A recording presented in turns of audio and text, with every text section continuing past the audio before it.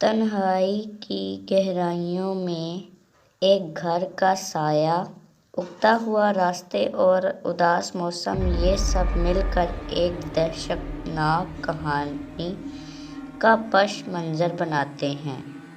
ایک رات جب رات کی تاریکی نے اپنے پرانے پردے اٹھا دیے، ایک لڑکا اس نے راستے پر چلنا شروع کیا جو اسے اس کے گاؤں کی طرف لے جاتا تھا۔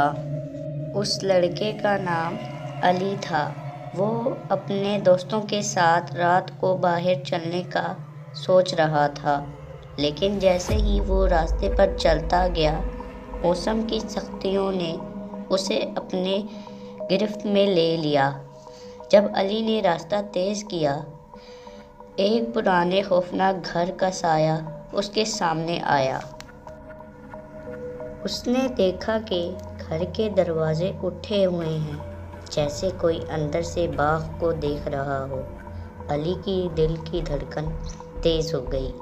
وہ گھر کو دیکھتا رہا، لیکن اچانک اس نے سنا کہ کوئی اونچی آواز سنی جا رہی ہے۔ وہ اس طرف مڑ گیا، لیکن کوئی نہیں تھا۔ اس نے اپنی راہ جاری رکھی، لیکن جیسے ہی وہ گزرتا گیا، گھر کے اندر سے خوفناک چیخیں سنائی دینے لگیں۔ وہ لرز رہا تھا، لیکن اس نے اپنی ہمت جمع کی اور گھر کی طرف بڑھنے لگا۔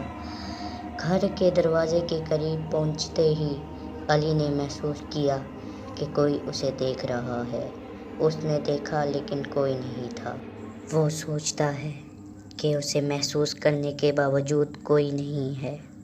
گھر کے دروازے کو کھولتے ہی علی نے اپنے دل کو دکھایا۔ گھر کے اندر کا منظر اسے دہشت میں ڈال دیا۔ اس نے دیکھا کہ گھر کی دیواروں پر خون لگا ہے اور گنجائش میں چمگادڑیں نظر آ رہی ہیں۔ علی کا دل دھڑکنے لگا۔ وہ گھر کے اندر داخل ہو گیا، لیکن جیسے ہی وہ اندر گیا، اس نے محسوس کیا کہ کوئی اس کو پیچھے سے پکڑ رہا ہے۔ وہ مڑ کر دیکھتا ہے، مگر گھر میں کوئی نہیں تھا۔ گھر کے اندر علی نے ایک خوفناک چیز محسوس کی، جیسے کچھ بری روحیں اسے بلاتی ہوں۔ وہ جلد ہی باہر نکلنے کی کوشش کرتا ہے، لیکن دروازے بند ہو جاتے ہیں۔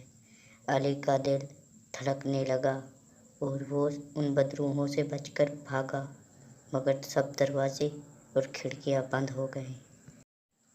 پھر کچھ دیر بعد علی کی خوفناک آوازیں اور اس کی دل دہلانے والی چیخیں پورے جنگل میں گونجنے لگیں۔ اگر یہ کہانی آپ کو تھوڑی سی بھی پسند آئی ہے تو ہمارے official micro T V channel کو سبسکرائب کریں اور اس کہانی کو لائک کریں، کیونکہ ہم اس طرح کی کہانیاں اس چینل پر ڈالتے رہتے ہیں۔ اللہ حافظ۔